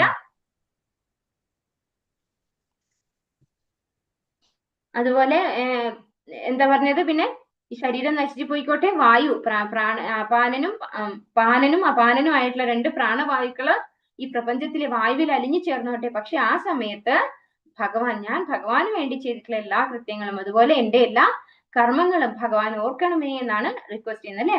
അപ്പൊ അവിടെ തർപ്പിച്ച് പറയാണ്, നമുക്ക് ഈ ഭൗതിക ശരീരം നഷ്ടപ്പെട്ടതിന് ശേഷവും അസ്തിത്വമുണ്ട്. ജീവികളുടെ ഇന്ദ്രിയ സന്ദർപ്പണ വാസനയ്ക്കനുസരിച്ച് പ്രകൃതി പലതരം ദേഹങ്ങളെ സൃഷ്ടിക്കുന്നു. ഇത് നമ്മൾ ഭഗവത്ഗീതയിലും പഠിച്ചിട്ടുണ്ട് ഇല്ലേ. എന്താണത്? പ്രകൃതി ക്രിയമല്ല പുരുഷ പ്രകൃതിസ്ഥോ ഹി പുങ്ക്തി പ്രകൃതിജാൻ ഗുണാൻ കാരണം ഗുണസങ്കോസ്യ സത് അസത്യോനി ജന്മസു. അവിടെ എന്താ പറയുന്നത്? അത് നമ്മുടെ പുരുഷ പ്രകൃതിസ്ഥോ ഹി ഭുങ്ക്തി പ്രകൃതിജാൻ ഗുണാൻ, പ്രകൃതിയിലെ ത്രിഗുണങ്ങളുടെ ഇതിനനുസരിച്ച് നമ്മൾ കർമ്മങ്ങൾ ചെയ്തിട്ട് നമ്മൾ സത് അസത് യോനിയിലേക്ക് പ്രവേശിക്കുന്നു അല്ലെ. നമ്മുടെ കർമ്മങ്ങൾക്കനുസരിച്ച് ഈ ഭൗതിക പ്രകൃതിയിൽ ജനിച്ച് ഒരു ഭൗതിക ശരീരം സ്വീകരിച്ചത് കൊണ്ട് ഈ ഭൗതിക പ്രകൃതിയുടെ ത്രിഗുണങ്ങളിൽ നമ്മൾ അധീനനായിട്ട് അതിന് അധീനപ്പെട്ട് നമ്മൾ പ്രവർത്തിക്കുന്നു. ആ പ്രവൃത്തി കാരണമാണ് നമുക്ക് ഓരോരോ ശരീരത്തിലേക്ക് മൂവ് ചെയ്യേണ്ടി വരുന്നത്. അതാണ് ഇവിടെ പറയുന്നത്, ഇന്ദ്രിയ സന്ദർപ്പണ വാസനയ്ക്കനുസരിച്ച് പ്രകൃതി പലതരം ദേഹങ്ങളെ സൃഷ്ടിക്കുന്നു. അപ്പൊ നമ്മൾ ഈ ഭൗതിക പ്രകൃതിയുടെ ഈ ത്രിഗുണങ്ങളിൽ അനുസരിച്ച് നമുക്ക് ഏത് ഇന്ദ്രിയങ്ങളോടാണോ അധികം ആസക്തി ഉള്ളത്, ഇപ്പോ എക്സാമ്പിൾ പറയുകയാണെങ്കിൽ ഇഷ്ടമുള്ളതൊക്കെ കഴിക്കണം എന്നൊരാഗ്രഹമുള്ള ഒരു വ്യക്തിക്ക് പന്നിയുടെ ശരീരമാണ് ഉചിതമായത് അല്ലെ. അതിന് മലം പോലും ഭക്ഷിക്കാൻ പറ്റും. അപ്പൊ അതിന് അങ്ങനെയുള്ളൊരു ശരീരമാണ് കിട്ടുക. ഇനി മത്സ്യം കഴിക്കണം എന്ന് മാത്രം ആഗ്രഹിക്കുന്ന ഒരാൾക്ക് ഏത് ശരീരം കിട്ടുക ഏറ്റവും നല്ലതായിട്ട്? ഒരു കൊച്ചി അല്ലെ, നമ്മളെ കൊച്ചി എന്നൊക്കെ പറയും അല്ലെ, നമ്മള് മത്സ്യം കൊത്താൻ നിൽക്കുന്ന കുളത്തിന്റെ കരയ്ക്കൊക്കെ നിൽക്കുന്ന ഒരു പക്ഷിയില്ലേ, ഏറ്റവും ഉചിതമായ ഒരു ശരീരം അതാണ്. അതുപോലെ മാംസം ഭക്ഷിക്കാൻ ആഗ്രഹിക്കുന്ന അല്ലെങ്കിൽ ഒരു കോഴിയെ കഴിക്കാൻ ആഗ്രഹിക്കുന്നവന് കുറുക്കന്റെ ശരീരമായിരിക്കും ഏറ്റവും ഉചിതമായിട്ടുണ്ടാവുക അല്ലെ. കോഴിയെ കഴിക്കാൻ കുറുക്കനാണ് ഏറ്റവും ബെസ്റ്റ് ആനിമൽ. അപ്പൊ അതുപോലെ നമ്മുടെ ഇന്ദ്രിയങ്ങളുടെ സന്ദർപ്പണത്തിന് വാസനയ്ക്ക് അനുസരിച്ചാണ് പ്രകൃതി നമുക്ക് പല പല ശരീരത്തിലേക്ക് നമ്മളെ മൂവ് ചെയ്യിക്കുന്നത് എന്നാണ് പറയുന്നത്. അമേദ്യം ഭുജിക്കണം എന്ന് ആഗ്രഹിക്കുന്ന ജീവിക്ക് അതിനനുസരിച്ചുള്ള പന്നിയുടെ ശരീരം നൽകപ്പെടുന്നു. അതായത് മലം ഭക്ഷിക്കണം, അമേദ്യം എന്ന് പറഞ്ഞു കഴിഞ്ഞാൽ മലം ഭക്ഷിക്കണം എന്ന് ആഗ്രഹിക്കുന്ന ഒരാൾക്ക് ഒരു പന്നിയുടെ ശരീരത്തിലേക്ക് ഷിഫ്റ്റ് ചെയ്യപ്പെടേണ്ടി വരുന്നു. മാംസം ഭുജിക്കണം എന്ന് ആഗ്രഹിക്കുന്ന ജീവിക്ക് ഇതര ജന്തുക്കളുടെ രക്തമാംസങ്ങൾ അനുഭവിക്കാൻ പറ്റിയ വ്യാഘ്ര ശരീരം നൽകപ്പെടുന്നു. അപ്പോൾ അത്തരത്തിൽ അതായത് മാംസഭോജിയായിട്ടുള്ള ഒരു ആനിമൽ ആയിട്ട് അതിനെ മാറുന്നു. അതായത് മാംസം ഭക്ഷിക്കാൻ ഒരു മനുഷ്യന് തന്നിരിക്കുന്ന പല്ലുകൾ നമ്മൾ ശ്രദ്ധിച്ചിട്ടുണ്ടോ? ഈ ആനിമൽസിനൊന്നും ഉള്ള പല്ലുകളല്ല അല്ലെ. സിംഹത്തിന് പുലിക്കൊക്കെയുള്ള കൈയിന്റെ നഖവും വായിലെ പല്ലും ഒക്കെ അതിനെ ഇത്തരത്തിലുള്ള ആനിമൽസിനെ ആക്രമിച്ച് കഴിക്കാൻ വേണ്ടിയിട്ടുള്ള പാകത്തിനുള്ള ശരീരപ്രകൃതിയും പല്ലും ഒക്കെയാണ് കൊടുത്തിരിക്കുന്നത്. പക്ഷെ മനുഷ്യൻ ഇങ്ങനെയുള്ള ഇതാണ് കൊടുത്തിരിക്കുന്നത്? സാധാരണ പച്ചക്കറി അല്ലെ, പഴങ്ങളും പച്ചക്കറികളും കഴിക്കാൻ ആവശ്യമായ പല്ലാണ് തന്നിരിക്കുന്നത്. മനുഷ്യജീവിയുടെ പല്ലുകളുടെ വ്യത്യാസം വേറെ രീതിയിലാണ്. അവ അമേദ്യമോ മാംസമോ ഭുജിക്കുന്നതിന് പറ്റിയതല്ല. അപ്പോ നമ്മുടെ പല്ലുകളും ഭഗവാൻ തന്നിട്ടുള്ളത്, അതായത് ഭഗവാൻ അതിനനുസരിച്ചാണ് നമുക്ക് ഓരോന്നും തന്നിട്ടുള്ളത് അല്ലെ. പക്ഷെ നമ്മുടെ ആഗ്രഹങ്ങളും നമ്മുടെ കർമ്മങ്ങളും ഒക്കെ ഡിഫറെന്റ് ആകുമ്പോൾ അടുത്ത ശരീരം നമുക്ക് ഏതിനനുസരിച്ച് കിട്ടും? നമ്മുടെ ഇപ്പോഴത്തെ കർമ്മങ്ങൾക്കും ആഗ്രഹങ്ങൾക്കും അനുസരിച്ചാണ് കിട്ടുക. ഏറ്റവും പ്രാകൃതമായ അവസ്ഥയിൽ പോലും മനുഷ്യന് അമേദ്യ ഭോജന അഭിലാഷം ഉണ്ടാവുകയില്ല. പഴങ്ങളും സസ്യവർഗങ്ങളും കടിച്ചു മുറിക്കുവാനും ചവയ്ക്കുവാനും ഉതകുന്ന രീതിയിലാണ് മനുഷ്യന്റെ പല്ലുകൾ നിർമ്മിക്കപ്പെട്ടിട്ടുള്ളത്. അപ്പോ ഏറ്റവും പ്രാകൃതമായ അവസ്ഥയിൽ പോലും പറയാൻ എന്താ കാരണം? നമുക്കറിയാം 84 ലക്ഷം ജീവിവർഗങ്ങളിൽ 4 ലക്ഷം ജീവിവർഗങ്ങൾ വരുന്നത് മനുഷ്യന്റെ ശരീരമാണ്. അപ്പോ 4 ലക്ഷം ഡിഫറെന്റ് ആയിട്ടുള്ള മനുഷ്യരുണ്ടെന്നാണ് പറയുന്നത്. അപ്പൊ ഏത് പ്രാകൃതമായ മനുഷ്യ ശരീരമാണെങ്കിൽ പോലും ആ വ്യക്തിയുടെ പല്ലുകൾ എങ്ങനെയായിരിക്കും? നമ്മുടെ സെയിം പല്ലുകൾ, എല്ലാ മനുഷ്യർക്കും ഒരുപോലെയാണ് പല്ല് കൊടുത്തിരിക്കുന്നത് അല്ലെ. അപ്പൊ അവർക്ക് പോലും ഇങ്ങനെയുള്ള അമേദ്യ ഭോജനമോ അല്ലെങ്കിൽ മാംസങ്ങളോ ഒന്നും ഭക്ഷിക്കാനുള്ള ഒരു തരത്തിലല്ല ഭഗവാൻ മനുഷ്യനെ സൃഷ്ടിച്ചിരിക്കുന്നത്. പക്ഷെ അങ്ങനെ അവർക്ക് കഴിക്കേണ്ടി വരുന്നുണ്ടെങ്കിൽ എന്തുകൊണ്ടാണ്? അവരുടെ അമിതമായിട്ടുള്ള ഇന്ദ്രിയ ആസ്വാദനം, അതിനു വേണ്ടി മാത്രമാണ് അവരത് കഴിക്കുന്നത്. അപ്പൊ അങ്ങനെയുള്ള ആ ഒരു ആസ്വാദനം അവരെ എന്ത് ചെയ്യിപ്പിക്കും? അടുത്ത ജന്മത്തില് ഒരു മൃഗയോനിയിലേക്ക്, അസത് യോനി ജന്മസു എന്നാണ് പറയുന്നത് അല്ലെ. അത് അസത് യോനിയിലേക്ക് പോകാൻ അവരെ നിർബന്ധിതരാക്കുകയാണ് ചെയ്യുന്നത്. മൃഗങ്ങളുടെയും മനുഷ്യരുടെയും ഭൗതിക ശരീരങ്ങൾ ജീവാത്മാവിന്റെ ബാഹ്യ ആവരണങ്ങളാണ്. ഇന്ദ്രിയങ്ങളെ സന്തോഷിപ്പിക്കുന്നതിനുള്ള വാസനയ്ക്കനുസരിച്ച് അവ മാറുന്നു. അപ്പോ നമ്മുടെ ഒരു ഡ്രസ്സ് മാത്രമാണ് എന്ത്, ഈ ശരീരം എന്ന് പറയുന്നത്. മൃഗങ്ങളുടെയും മനുഷ്യരുടെയും ഭൗതിക ശരീരം ജീവാത്മാവിന്റെ ബാഹ്യമായ ആവരണമാണ്. ജീവാത്മാവ് എന്ന് പറയുന്നത് അതിന്റെ അകത്ത് അല്ലെ, ഈ ഒരു ശരീരത്തിന് ഉള്ളിലാണ് ഇരിക്കുന്നത്. നമ്മൾ എങ്ങനെയാണോ ഡ്രസ്സ് ഇട്ടിട്ട് നമ്മുടെ ശരീരം ഉള്ളിലിരിക്കുന്നത്, അതുപോലെ ഈ ശരീരത്തിന്റെ ഉള്ളിലാണ് ആരുള്ളത്, ജീവാത്മാവുള്ളത്. അപ്പോ ബാഹ്യമായിട്ടുള്ള ഈ ശരീരം എന്ന് പറയുന്നത് ഒരു ഔട്ടർ കവറിങ് മാത്രമാണ്. ഇത് നമുക്ക് ലഭിച്ചിട്ടുള്ളത് എന്തുകൊണ്ടാണ്? നമ്മുടെ ഇന്ദ്രിയങ്ങളെ സംതൃപ്തിപ്പെടുത്താൻ ഉള്ള ആഗ്രഹത്തിനനുസരിച്ച്. അപ്പോ നമുക്കൊരു മനുഷ്യ ശരീരം കിട്ടിയത് എന്തുകൊണ്ടാണ്? കുറെ പുണ്യപ്രവൃത്തി ചെയ്തിട്ടാണ് അല്ലെ നമുക്ക് മനുഷ്യ ശരീരം കിട്ടിയിട്ടുണ്ടാവുക. ഒരുപാട് ഇന്ദ്രിയാസ്വാദനം ഒന്നും ചെയ്യാൻ വേണ്ടിയിട്ടല്ല ഭഗവാൻ നമുക്ക് ഒരു മനുഷ്യന്റെ ശരീരം തന്നിരിക്കുന്നത്. അതിന് എന്ത് മതി? മൃഗയോനികളിൽ ജനിച്ചാൽ മതി. ഇത്തരത്തിലുള്ള ഇന്ദ്രിയങ്ങളൊക്കെ യഥേഷ്ടം നമുക്ക് ഉപയോഗിക്കാം അല്ലെ. നമുക്ക് യഥേഷ്ടം നമ്മുടെ സൗകര്യത്തിന് നമുക്ക് ഉപയോഗിക്കാൻ പറ്റുന്നതാണ് മൃഗയോനിയിലുള്ള ജീവിതം, അല്ലെങ്കിൽ മൃഗശരീരത്തിലുള്ള ജീവിതം എന്ന് പറയുന്നത്. അപ്പൊ അതിനൊരിക്കലും ഒരു മനുഷ്യന്റെ ശരീരത്തിന്റെ ആവശ്യമില്ല. മനുഷ്യൻ എന്ത് തന്നിരിക്കുന്നു? വിശേഷ ബുദ്ധി തന്നിരിക്കുന്നു അല്ലെ. നമുക്ക് ചിന്തിക്കാൻ പറ്റും. എന്തുകൊണ്ടാണ് ഈ വൈവിധ്യം എന്ന് ചിന്തിക്കാൻ നമുക്ക് ശരിക്കും പറ്റും. എന്തുകൊണ്ടാണ് ജീവാത്മാക്കളാണ് എല്ലാവരും ഭഗവാന്റെ ശാശ്വത അംശങ്ങളാണെന്ന് പറയുന്നു. എല്ലാവരും അഹം ബീജ പ്രദപിത എന്ന് ഭഗവാൻ പറയുന്നു. അപ്പൊ ഭഗവാൻ തന്നെ ബീജദാതാവായിട്ടുള്ള ആ ഒരു ജീവാത്മാവിന് എന്തുകൊണ്ടാണ് ഈ വൈവിധ്യം? ചിലർ എന്തുകൊണ്ട് കഷ്ടപ്പെടുന്നു, ചിലർ എന്തുകൊണ്ട് സുഖമായിട്ടിരിക്കുന്നു എന്നൊക്കെ ചിന്തിക്കാനുള്ള ഒരു ബുദ്ധിവിശേഷം നമുക്ക് തന്നിട്ടുണ്ട് അല്ലെ. അങ്ങനെ ചിന്തിക്കുമ്പോഴാണ് നമുക്ക് യഥാർത്ഥ സത്യത്തിലേക്ക് നടന്നെടുക്കാൻ സാധിക്കുന്നത് അല്ലെ. സംസാര ചക്രത്തിൽ ജീവിയുടെ ശരീരം ഒന്നൊന്നായി മാറിക്കൊണ്ടിരിക്കുന്നു. അപ്പോ ഓരോന്നും കർമ്മത്തിനനുസരിച്ച് മാറിക്കൊണ്ടിരിക്കുന്നതാണ് എന്ത്, ശരീരം എന്ന് പറയുന്നത് അല്ലെ. ലോകം മുഴുവനും ജലമായിരുന്നപ്പോൾ ജീവസത്തകൾ ജലജീവികളുടെ രൂപം കൈക്കൊണ്ടു. അനന്തരം പക്ഷികളുടെയും അതിനെ തുടർന്ന് മൃഗങ്ങളുടെയും ഒടുവിൽ മനുഷ്യന്റെയും ജീവനായി രൂപാന്തരപ്പെട്ടു. അത് സസ്യങ്ങളുടെയും അതിനുശേഷം കൃമികളുടെയും അനന്തരം പക്ഷികളുടെയും അതിനെ തുടർന്ന് മൃഗങ്ങളുടെയും ഒടുവിൽ മനുഷ്യന്റെയും ജീവനായി രൂപാന്തരപ്പെട്ടു. അതായത് നമ്മളുടെ ആ ഒരു ദേഹാന്തര പ്രാപ്തിയാണ് ഇവിടെ പറയുന്നത് അല്ലെ. 84 ലക്ഷം ജീവവർഗങ്ങളിലൂടെ കടന്നു വന്നു എന്ന് പറഞ്ഞു അല്ലെ. ആദ്യം എന്തായിട്ടാണ് വരുന്നതെന്നാണ് പറയുന്നത് ഇവിടെ? ജലത്തില് ജലജീവികളായിട്ടാണ് വരുന്നത് എന്നാണ് പറയുന്നത്. പിന്നെ കൃമികളായിട്ട് വരുന്നു, ശേഷം പക്ഷികളുടെയും മൃഗങ്ങളുടെയും, പിന്നീട് ഏറ്റവും അവസാനം കിട്ടുന്നതാണ് മനുഷ്യന്റെ രൂപത്തിലേക്ക് വരുന്നത് എന്നാണ് പറയുന്നത്. അപ്പൊ ആദ്യം നമ്മള് ജലത്തിലെ ജലജീവികളായിട്ടാണ് ജനിക്കുന്നത്. പിന്നീട് നമ്മൾ ശരിക്കും പറഞ്ഞു കഴിഞ്ഞാൽ മനുഷ്യന്റെ കർമ്മത്തിനനുസരിച്ചാണ് നമ്മൾ ഈ 84 ലക്ഷം ജീവവർഗങ്ങളും വരുന്നത്. ഈ ജീവിവർഗങ്ങൾ, അതായത് ഇപ്പൊ ജലജീവിയായിട്ടോ പക്ഷിയായിട്ടോ മൃഗമായിട്ടോ വന്നിട്ട് ചെയ്യുന്ന കർമ്മങ്ങൾ ഒന്നും തന്നെ അവരെ അടുത്ത ശരീരം, അതായത് ഫിറ്റ് ചെയ്യാൻ വേണ്ടിയിട്ട് അടുത്ത ശരീരം സ്വീകരിക്കാൻ വേണ്ടിയുള്ള കർമ്മമാക്കി മാറ്റുന്നില്ല. ഫോർ എക്സാമ്പിൾ പറയാണ്, ഒരു പൂച്ച അടുത്ത ശരീരം ഒരു നായയായി ജനിക്കുന്നു എന്ന് വിചാരിക്കുക. ഈ രണ്ട് ജീവി, അതായത് പൂച്ചയായിട്ട് ജനിക്കാനും കാരണം മനുഷ്യ ജീവിതത്തിലുള്ള കർമ്മമാണ്, നായയായിട്ട് ജനിക്കാനുള്ള കാരണവും മനുഷ്യ ജീവിതത്തിലുള്ള കർമ്മമാണ്. ഒരിക്കലും പൂച്ചയായിട്ടിരിക്കുമ്പോഴുള്ള ജീവിത കർമ്മത്തിനനുസരിച്ച് ഒരു നായയുടെ ശരീരം ലഭിക്കുന്നില്ല. മനസ്സിലാവുന്നുണ്ടോ പറഞ്ഞത്? അപ്പൊ നമ്മൾ മനുഷ്യന്റെ ശരീരത്തിൽ ഇരുന്ന് ചെയ്യുന്ന കർമ്മങ്ങളാണ് നമ്മൾ ഈ 84 ലക്ഷം ജീവിവർഗങ്ങളിലൂടെ കടത്തിക്കൊണ്ടു പോകുന്നത്. അല്ലാതെ മൃഗയോനിയിൽ അല്ലെങ്കിൽ മൃഗജീവിതത്തിൽ നിന്ന് നമ്മൾ ഒരിക്കലും വേറൊരു ജീവിവർഗത്തിലേക്ക് വരേണ്ട ഒരു കർമ്മം ചെയ്യുന്നില്ല, അല്ലെങ്കിൽ ആ കർമ്മം അവിടെ അക്കൗണ്ട് ചെയ്യുന്നില്ല ഭഗവാൻ. കാരണം എന്തുകൊണ്ടാണ്? അതിന് ബുദ്ധി കൊടുത്തിട്ടില്ല ഭഗവാൻ അല്ലെ. അതിന് ആ ഒരു ശരീരത്തിൽ ഇരുന്നുകൊണ്ട് ചെയ്യാൻ പറ്റുന്നത് മാത്രമേ ചെയ്യാൻ പറ്റുള്ളൂ. അതിനെ ചിന്തിച്ച് മനസ്സിലാക്കി കാര്യങ്ങൾ മനസ്സിലാക്കി പ്രവർത്തിക്കാനുള്ള വിവേക ബുദ്ധി അതിന് കൊടുത്തിട്ടില്ല. ആധ്യാത്മിക ജ്ഞാനം പൂർണ്ണമായി കൈവന്ന മനുഷ്യരൂപമാണ് ഏറ്റവും വികാസം പ്രാപിച്ച രൂപം. അപ്പോ പൂർണ്ണമായിട്ടും വികാസം പ്രാപിച്ചിട്ടുള്ള ഒരു വിശേഷമായിട്ടുള്ള ഒരു ശരീരമാണ് നമുക്ക് മനുഷ്യന്റെ ശരീരത്തില്, മനുഷ്യന്റെ രൂപത്തിൽ നമുക്ക് കിട്ടുന്നത്. അതിനെന്താണ് പ്രത്യേകത?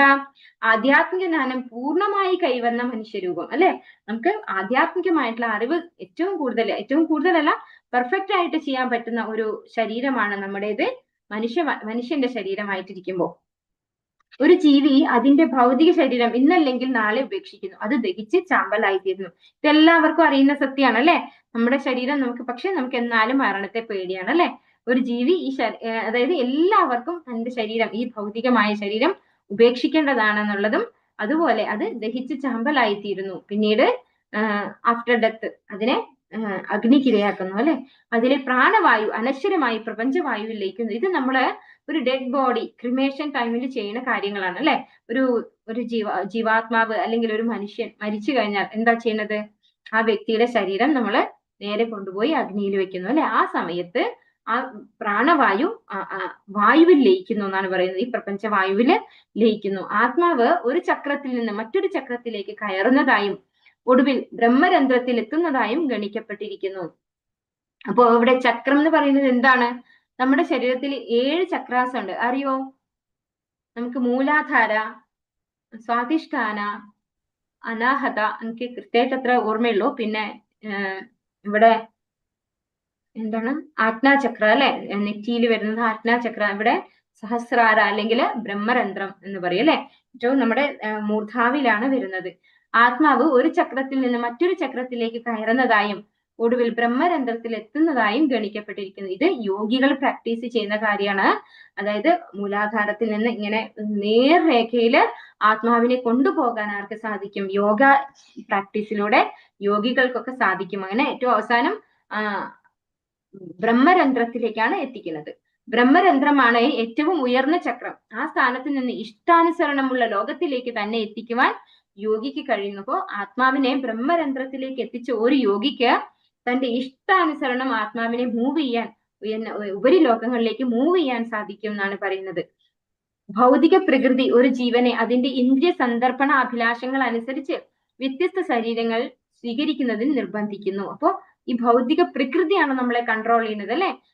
അതാണ് നമ്മളെ ഈ ഭൗതിക പ്രകൃതിയിലെ ത്രിഗുണങ്ങൾക്കനുസരിച്ച് കൺട്രോൾ ചെയ്ത് നമ്മുടെ കർമ്മങ്ങളെ നിയന്ത്രിച്ച് നമ്മളെ കൊണ്ട് കർമ്മം ചെയ്യിക്കുകയാണ് ചെയ്യുന്നത് അല്ലെ. ആരോ ഫോഴ്സ്ഫുള്ളി ചെയ്യുന്നത് പോലെ ചെയ്യിക്കുന്നു എന്ന് ഭഗവാനോട് അർജുനൻ പറയുന്നുണ്ട് ഭഗവത്ഗീതയിൽ അല്ലെ. തെറ്റാണെന്ന് അറിഞ്ഞിട്ടും എന്തുകൊണ്ടാണ് ഒരാളെ ബലാത്കാരേണ എന്ന പോലെ തെറ്റ് ചെയ്യിപ്പിക്കുന്നത് എന്ന് ചോദിക്കുന്നുണ്ട് അർജുനൻ ഭഗവാനോട്. അപ്പൊ ഭഗവാൻ പറയുന്നുണ്ട് കാമയേഷ ക്രോധയേഷ രജോ ഗുണ സമുദ്ഭവ അല്ലെ. രജോ ഗുണത്തിനാൽ ഉണ്ടാകുന്ന കാമവും ക്രോധവുമാണ് തെറ്റ് ചെയ്യിപ്പിക്കുന്നത് എന്ന് പറയുന്നു. അപ്പോ ഇവിടെ ഭൗതിക പ്രകൃതി ഒരു ജീവനെ അതിന്റെ ഇന്ദ്രിയ സന്ദർപ്പണ അഭിലാഷങ്ങൾക്കനുസരിച്ച് വ്യത്യസ്ത ശരീരങ്ങൾ സ്വീകരിക്കാൻ നിർബന്ധിക്കുന്നു. അപ്പൊ ഭൗതിക പ്രകൃതിയാണ് നമ്മളെ കൺട്രോൾ ചെയ്യുന്നത്. കാരണം നമ്മള് ഇന്ദ്രിയ ആസ്വാദനത്തിൽ പെട്ടുപോയത് കൊണ്ടാണ് അങ്ങനെ നിയന്ത്രിക്കപ്പെടേണ്ടി വരുന്നത്. പക്ഷെ ഭഗവാനെ ആശ്രയിച്ചു കഴിഞ്ഞാൽ എന്താണ്? ദേവി ഹേഷാ ഗുണമയി മമ മായ ദുരത്യയ മാമേ വയേ പ്രപദ്യന്തേ മായാമേ താം തരന്തി തേ അല്ലെ. ഭഗവാന്റെ മായയില് നമ്മൾ പെട്ടുപോവില്ല. ഭഗവാനെ ആശ്രയിച്ചു കഴിഞ്ഞാൽ മാത്രമേ രക്ഷപ്പെടാൻ പറ്റുള്ളൂ. അല്ലെങ്കിൽ ഭൗതിക പ്രകൃതിയിലെ ത്രിഗുണങ്ങൾ നമ്മളെ ഇട്ടുവലിക്കുന്നതായിരിക്കും. അഭിലാഷങ്ങൾക്കനുസരിച്ച് ജീവികൾക്കെല്ലാം വിവിധ രൂപങ്ങളിൽ ആകാരം കൈക്കൊണ്ടിട്ടുള്ള ശരീരങ്ങളുണ്ട്. അപ്പോ നമ്മുടെ ആഗ്രഹങ്ങൾക്കനുസരിച്ചാണ് നമുക്ക് ഓരോരോ രൂപങ്ങൾ ലഭിക്കുന്നത്. ബുദ്ധിമാനായ മനുഷ്യൻ ഈ ശരീര വൈവിധ്യത്തിലല്ല, ആത്മീയ വ്യക്തിത്വത്തിലാണ് ഏകത്വം ദർശിക്കുന്നത്. ഇതും നമ്മൾ ഭഗവത്ഗീതയില് കണ്ടതാണ്. വിദ്യ വിനയ സമ്പന്നേ ബ്രാഹ്മണി ഗവിഹസ്തിനി ശുനി ചൈവശുപാക്കേച്ച പണ്ഡിത സമദർശിന. അപ്പോ ബുദ്ധിമാനായിട്ടുള്ള ഒരു വ്യക്തി എന്താണ്? ഈ ശരീരത്തിന്റെ വൈവിധ്യങ്ങൾ ശ്രദ്ധിക്കുന്നതേ ഇല്ല. ആ വ്യക്തി ആത്മാവിനെയാണ് ദർശിക്കുന്നത് അല്ലെ. ആത്മാവിന്റെ കൂടെയുള്ള പരമാത്മാവിനെയും ആ വ്യക്തി വണങ്ങുന്നു. അപ്പൊ അതുകൊണ്ട് എല്ലാവരെയും ഒരുപോലെ സമദർശിന. ഇവിടെ പറയുന്നത് എന്താണ്? ഏകത്വം എന്നാണ് പറയുന്നത് അല്ലെ. തുല്യതയാണ്. അത് എല്ലാവരെയും ഒരുപോലെ കാണാൻ സാധിക്കുന്നു ബുദ്ധിമാനായിട്ടുള്ള ഒരു വ്യക്തിക്ക്.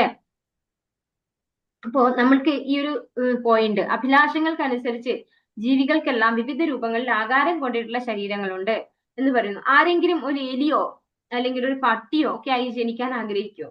അപ്പൊ അഭിലാഷങ്ങൾക്കനുസരിച്ചാണ് ഇവിടെ പറയുന്ന വിവിധ രൂപങ്ങൾ നമുക്ക് കിട്ടുന്നത് അല്ലെ. അപ്പൊ അതെങ്ങനെയാ വരുന്നത്? നമ്മുടെ അവിടെയും അഭിലാഷങ്ങളുണ്ട്. എന്ത് അഭിലാഷമാണ് അവിടെ വരുന്നത്? യഥേഷ്ടം ആസ്വദിക്കാനുള്ള, ഇന്ദ്രിയങ്ങളെ നിയന്ത്രണമില്ലാതെ ആസ്വദിക്കാനുള്ള ഒരു അഭിലാഷം അവിടെ വരുന്നുണ്ട്. അപ്പൊ അതിനനുസരിച്ച് ഉചിതമായിട്ടുള്ള ഒരു ശരീരമാണ് അവിടെ നമുക്ക് ലഭിക്കുന്നത്. അതുപോലെ അതായത് നമുക്ക് അത്തരത്തിലുള്ള ഒരു എലിക്ക് എന്ത് പ്രവൃത്തിയാണ് ചെയ്യാനുള്ള ആഗ്രഹം ഉണ്ടാവുക അല്ലെ, ചെയ്യാം. ആ ആഗ്രഹം നമുക്ക് മനുഷ്യരൂപത്തിൽ ഇരിക്കുമ്പോൾ നമുക്ക് ചെയ്യാൻ ആഗ്രഹം തോന്നിയിട്ടുണ്ടെങ്കിൽ അപ്പോൾ നമുക്ക് എന്താ ചെയ്യാം? ആ അഭിലാഷത്തിനനുസരിച്ച് ഒരു എലിയുടെ ശരീരം കിട്ടുന്നു. ഒരു പട്ടിക്ക് എത്രയാണ് സ്വാതന്ത്ര്യം കിട്ടുന്നത്? അതായത് ഒരു പട്ടിയുടെ ശരീരത്തിൽ ഇരിക്കുന്ന ഒരു പട്ടിക്ക് എന്തൊക്കെ തെറ്റായ പ്രവൃത്തികൾ അല്ലെങ്കിൽ ഇന്ദ്രിയ ആസ്വാദനങ്ങളാണ് സ്വതന്ത്രമായിട്ട് ചെയ്യാൻ സാധിക്കുന്നത്? അത് അഭിലഷിക്കുന്ന ഒരു വ്യക്തിക്ക്, ഒരു മനുഷ്യന് പിന്നീട് ഒരു പട്ടിയുടെ ശരീരത്തിലേക്ക് മൂവ് ചെയ്യേണ്ടി വരും. അങ്ങനെയാണ് ഈ അഭിലാഷങ്ങൾക്കനുസരിച്ച് നമ്മൾ വിവിധ രൂപങ്ങൾ സ്വീകരിക്കുന്നത്. അല്ലാണ്ട് ആർക്കും തന്നെ ഞാനൊരു പട്ടിയായിട്ട് ജനിക്കണം എന്ന് ആഗ്രഹം ഉണ്ടാവില്ല അല്ലെ. പക്ഷെ ഒരു പട്ടിയുടേതായ രീതിയിലുള്ള സംസ്കാരം നമ്മൾ കൊണ്ടു നടക്കുമ്പോഴാണ് ആ ആഗ്രഹം വരുന്നത്. ഒരു ജീവൻ പന്നിയുടെ രൂപത്തിലായാലും ശരി, ദേവന്റെ രൂപത്തിലായാലും ശരി, അതിൽ സ്ഫുരിക്കുന്ന സർവേശ്വരനായ ഭഗവാന്റെ അംശമായ ആത്മീയ സ്ഫുലിംഗം ഒന്ന് തന്നെയാണ്. അപ്പൊ എല്ലാ ജീവാത്മാവും ഒന്ന് തന്നെയാണ് അല്ലെ. അതിന്റെ രൂപം മാത്രമേ വ്യത്യാസമുള്ളൂ. ഈ രൂപം എങ്ങനെയാ വരുന്നത്? നമ്മൾ ഭൗതിക പ്രകൃതിയുടെ ത്രിഗുണങ്ങളിൽപ്പെട്ട് അതിനനുസരിച്ച് കർമ്മം ചെയ്ത് ആ കർമ്മത്തിൽപ്പെട്ട് നമ്മൾ ഓരോ ശരീരം സ്വീകരിക്കുകയാണ് ചെയ്യുക. അപ്പൊ ജീവാത്മാവെന്ന് പറയുന്നത് ഭഗവാൻ എന്താ ഭഗവത്ഗീതയിൽ പറയുന്നത്? 15ാമത്തെ അധ്യായത്തില് 7ാമത്തെ ശ്ലോകം, മമൈവാംശോ ജീവലോകേ ജീവഭൂത സനാതനഃ. മമൈവാംശോ ജീവലോകേ, ഭഗവാൻ പറയുന്നത് ജീവലോകം എന്നാണ് അല്ലെ, അല്ലാണ്ട് മനുഷ്യൻ എന്നല്ല പറയുന്നത്. മമൈവാംശോ ജീവലോകേ എന്നാ പറയുന്നത്. എല്ലാ ജീവാത്മാക്കളും എന്താണ്? ഭഗവാന്റെ ശാശ്വത അംശങ്ങളാണ്. അപ്പൊ അങ്ങനെയുള്ള നമ്മളൊക്കെ എന്താ പറഞ്ഞ, പന്നിയുടെ രൂപത്തിലായാലും ദേവന്റെ രൂപത്തിലായാലും അതിൽ സ്ഫുരിക്കുന്ന സർവേശ്വരനായ ഭഗവാന്റെ അംശമായ ആത്മീയ സ്ഫുലിംഗം ഒന്ന് തന്നെയാണ്. ജീവാത്മാവെല്ലാം ഒരുപോലെ ഭഗവാന്റെ ആത്മീയ സ്ഫുലിംഗങ്ങളാണ് എന്നാണ് ഇവിടെ പറഞ്ഞു തരുന്നത്. ഭഗവത്ഗീതയുടെ 7:19 പ്രസ്താവന അനുസരിച്ച് ഒരു മനുഷ്യൻ ഏറ്റവും പൂർണ്ണനായി തീരുന്നത് വളരെ ജന്മങ്ങളിൽ സമാർജിച്ച സംസ്കാരത്തിന്റെയും വിജ്ഞാനത്തിന്റെയും ഫലമായിട്ടാണ്. 7:19 എന്താണ് ശ്ലോകം ഓർമ്മയുണ്ടോ? ബഹൂനാം ജന്മനാമന്തേ ജ്ഞാനവാൻ മാം പ്രപദ്യതേ വാസുദേവ സർവമിതി സമഹാത്മാ സുദുർലഭഃ. ഇതാണ് 7:19 ശ്ലോകം എന്ന് പറയുന്നത്. അതിൽ എന്താ പറയുന്നത്? മനുഷ്യൻ ഏറ്റവും പൂർണ്ണനായി തീരുന്നത് അല്ലെ, ബഹൂനാം ജന്മനാമന്തേ അല്ലെ, അതായത് ഒരുപാട് ജന്മങ്ങൾക്ക് ശേഷമാണ് ഭഗവാൻ ജ്ഞാനവാനായിട്ടുള്ള വ്യക്തി ഭഗവാനാണ് പരമദിവ്യോത്തമ പുരുഷൻ എന്ന് തിരിച്ചറിയുന്നത്. വാസുദേവ സർവമിതി എന്നാണ് പറയുന്നത് അല്ലെ. മഹാത്മാ സുദുർലഭ, അങ്ങനെയുള്ള മഹാത്മാക്കൾ വളരെ ദുർലഭമാണെന്ന് ഭഗവാൻ അവിടെ പറയുന്നു.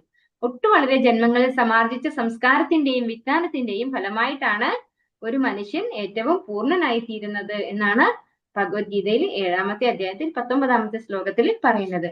അത്തരത്തിലേക്ക് ഉയർന്നു വന്നിട്ടുള്ള മനുഷ്യൻ തന്റെ എല്ലാം ഭഗവാനിൽ സമർപ്പിക്കുന്നു. അപ്പൊ അങ്ങനെ ഭഗവാനെ കുറിച്ച് മനസ്സിലാക്കി ഭഗവാൻ അടിയുറച്ച വിശ്വാസം ഉണ്ടായി ഭഗവാന്റെ സേവകനായിട്ട് ഭഗവാന്റെ ഭക്തനായിട്ടിരിക്കുന്ന ഒരു വ്യക്തി അല്ലെങ്കിൽ ജീവാത്മാവ് തന്റെ എല്ലാം ഭഗവാനിൽ സമർപ്പിക്കുന്നു എന്നാണ് പറയുന്നത്. ആ വ്യക്തിയുടെ എല്ലാം അല്ലെ, കരോഷി ദർശനാസി യജ്ജുഹോഷി ദദാസിയത് തപസ്യസി കൗന്ദേയ മത് കുരുഷ്വ മതർപ്പണം അല്ലെ. അവരെല്ലാം ആ വ്യക്തിയുടെ എല്ലാം ഭഗവാന് സമർപ്പിച്ചിട്ടാണ് ഇരിക്കുക.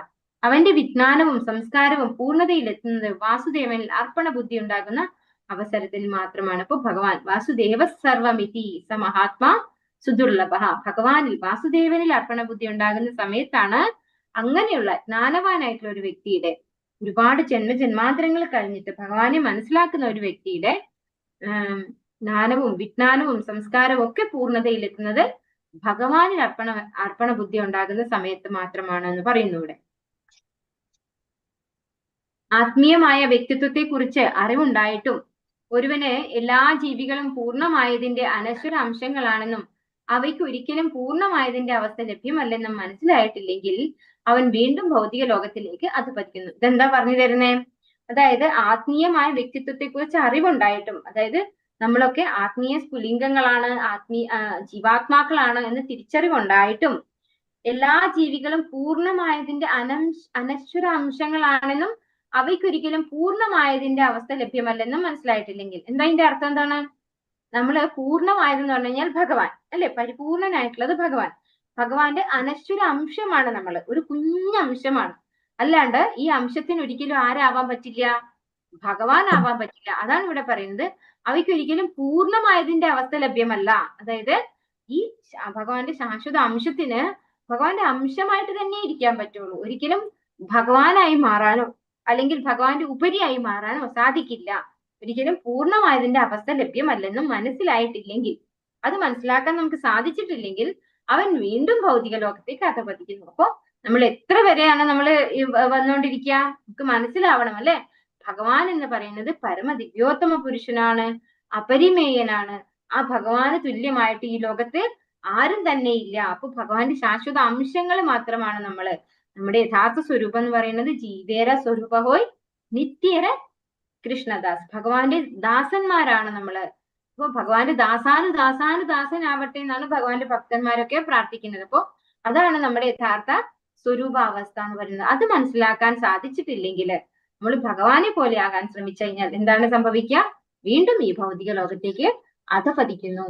ബ്രഹ്മജ്യോതിയിൽ ഐക്യം പ്രാപിച്ചവനും അധപതനം സംഭവിക്കുന്നു. അപ്പൊ ബ്രഹ്മജ്യോതിയിൽ അലിഞ്ഞു ചേരാൻ ആഗ്രഹിക്കുന്ന കുറച്ചു പേരുണ്ടാവും അല്ലെ, മായാവാദികൾ എന്ന് പറയുന്ന കുറച്ച് ആൾക്കാർ. അവർക്കും എന്ത് സംഭവിക്കുന്നു? അധപതനം സംഭവിക്കുന്നു. അതെങ്ങനെയാ സംഭവിക്കുന്നത്?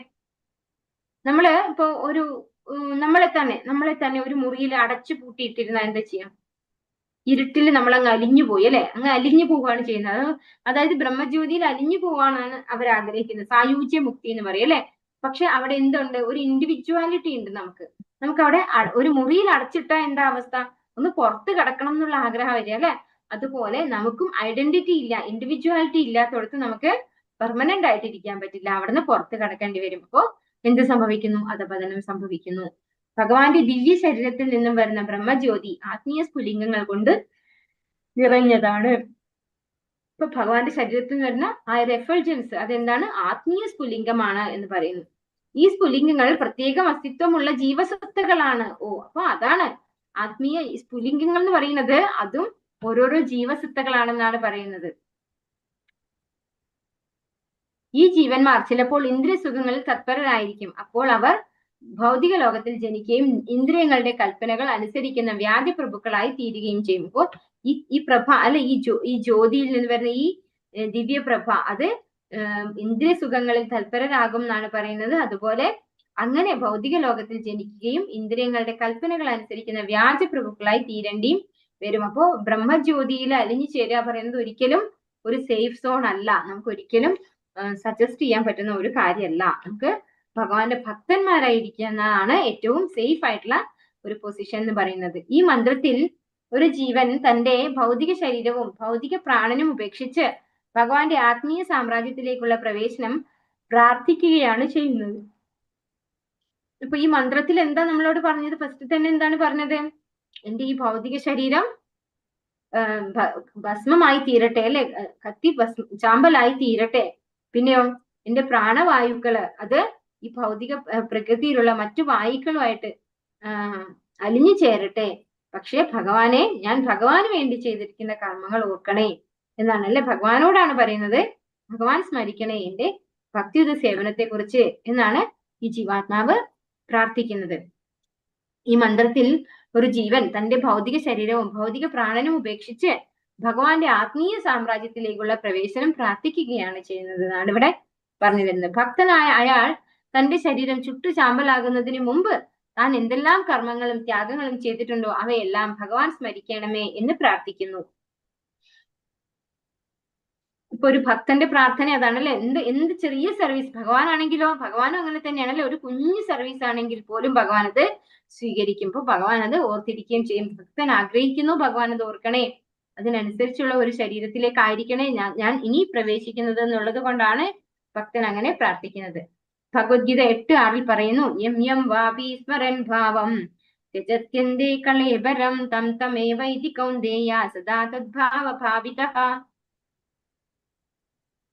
ശരീരം ത്യജിക്കുമ്പോൾ ഏതൊരവസ്ഥയെക്കുറിച്ചാണോ ഒരാൾ വിചാരിക്കുന്നത്, മരണശേഷം അവന് നിശ്ചയമായും അത് തന്നെ ലഭിക്കുന്നു. അതായത് മരിക്കുന്ന ജീവിയുടെ വാസനകളെ മനസ്സ് അടുത്ത ജന്മത്തിലേക്ക് എടുത്തു കൊണ്ടുപോകുന്നു. അപ്പോ ശരീരം ഉപേക്ഷിക്കുന്ന സമയത്ത് നമുക്ക് എല്ലാവർക്കും ഒരു ദിവസം ശരീരം ഉപേക്ഷിക്കേണ്ടി വരും അല്ലെ. അത് ഭക്തി ചെയ്താലും ചെയ്തില്ലെങ്കിലും നമുക്ക് ഒരു ദിവസം മരിക്കണം, മരണം നിശ്ചയമാണ് അല്ലെ.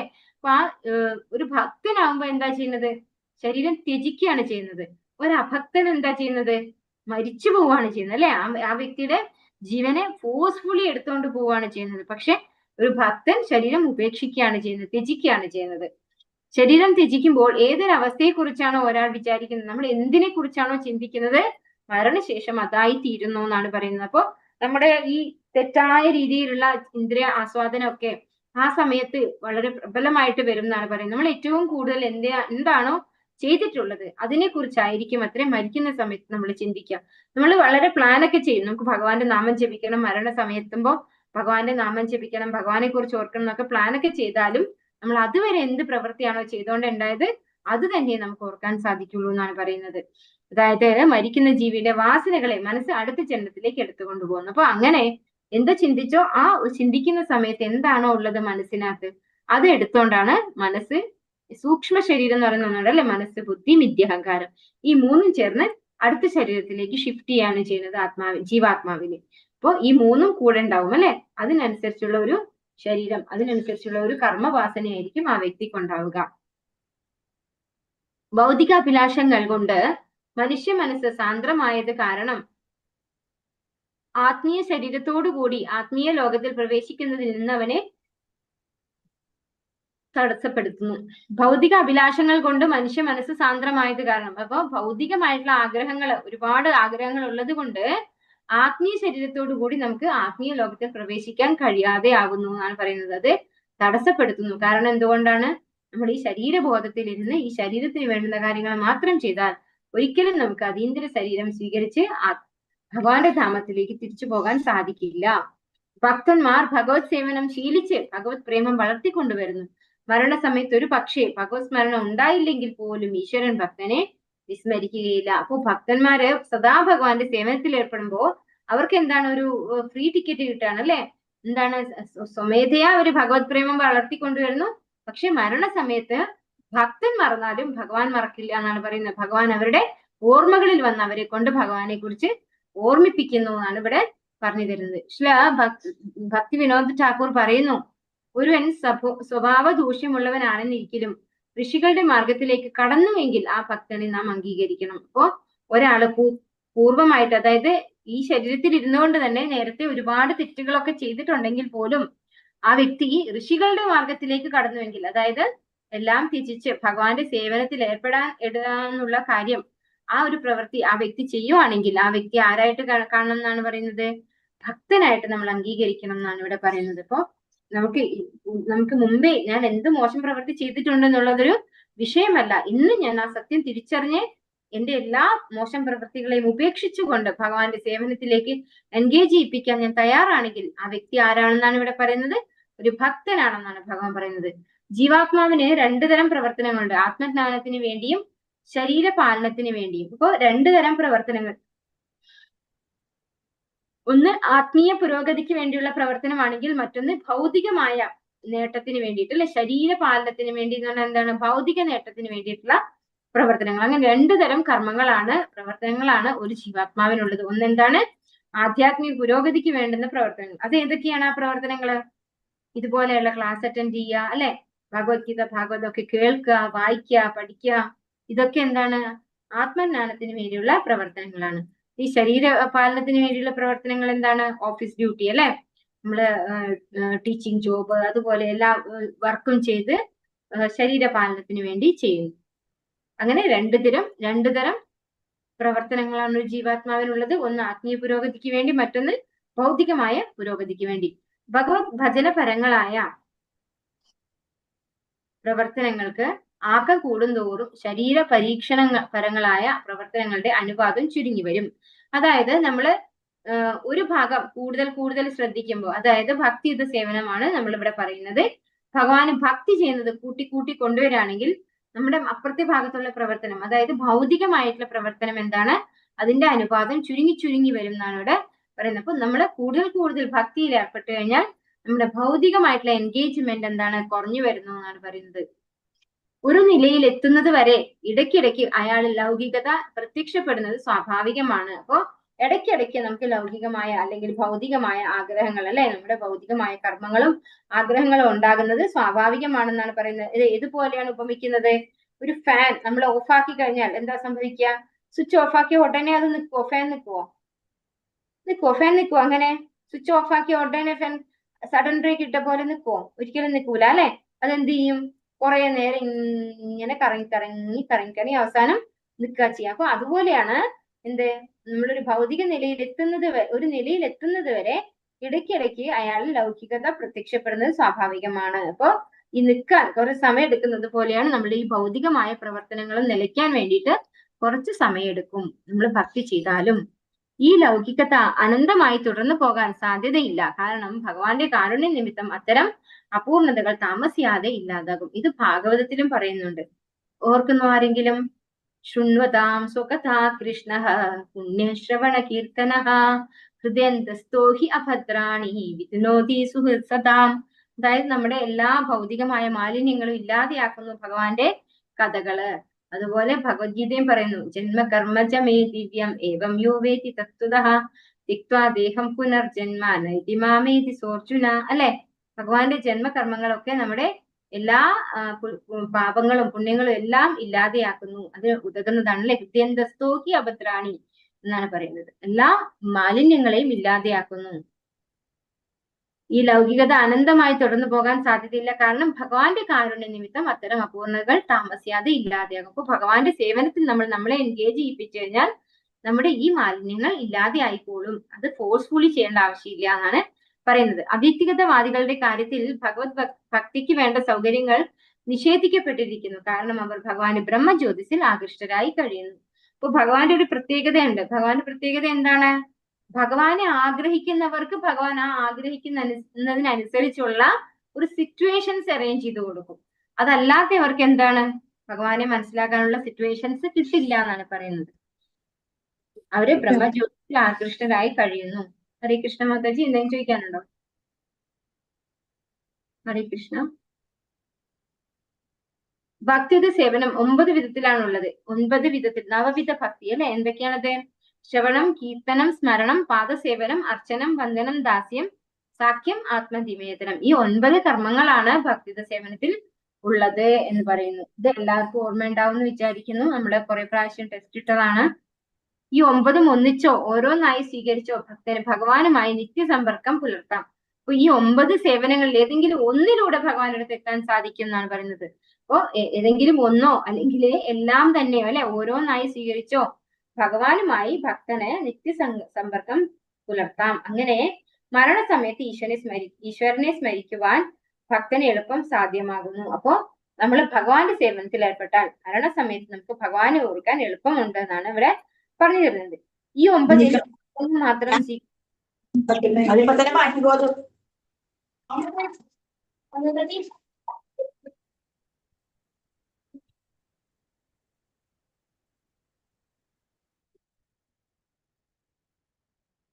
ഈ 9 ഒന്നിച്ചോ ഓരോന്നായി സ്വീകരിച്ചോ ഭക്തന് ഭഗവാനുമായി നിത്യസമ്പർക്കം പുലർത്താം. അങ്ങനെ മരണസമയത്ത് ഈശ്വരനെ സ്മരിക്കുവാൻ ഭക്തന് എളുപ്പം സാധ്യമാകുന്നു.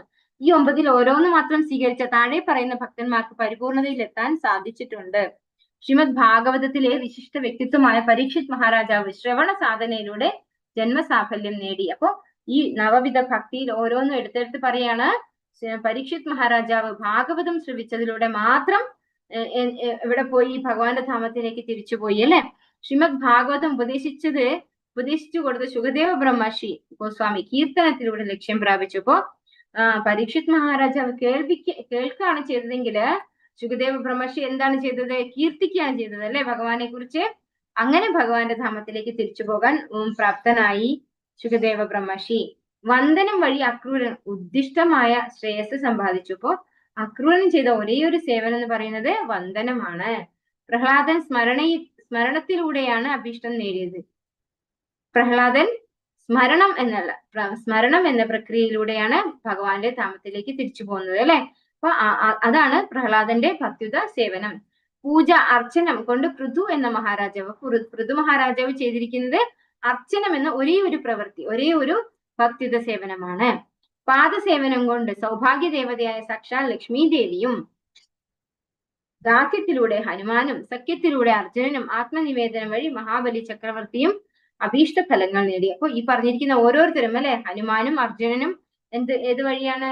ദാസ്യം എന്നുള്ള വഴിയിലൂടെ ഭഗവാന് സേവനങ്ങൾ അർപ്പിച്ചു. പിന്നെ മഹാബലി ചക്രവർത്തി എന്താ ചെയ്തത്? ആത്മനിവേദനമാണ് ചെയ്തത്.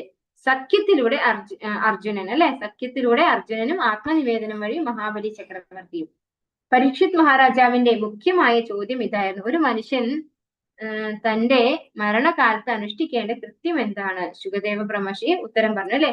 പരീക്ഷിത് മഹാരാജാവ് ആദ്യം തന്നെ ചോദിച്ചത് ആസന്ന മൃത്യു അല്ലെ, എല്ലാവർക്കും ഉണ്ട് മൃത്യു. അപ്പൊ എന്റെ മരണം അടുത്തു എന്ന് തോന്നിക്കഴിഞ്ഞാൽ ഒരു വ്യക്തിക്ക് ചെയ്യേണ്ട കാര്യം എന്താണ്? എന്ത് കർമ്മമാണ് ആ വ്യക്തി ചെയ്യേണ്ടത്? ഇതാണ് പരീക്ഷിത് മഹാരാജാവ് ചോദിച്ചത്. അതിന് ശുകദേവ ബ്രഹ്മർഷി എന്താണ് ഉത്തരം പറഞ്ഞത്?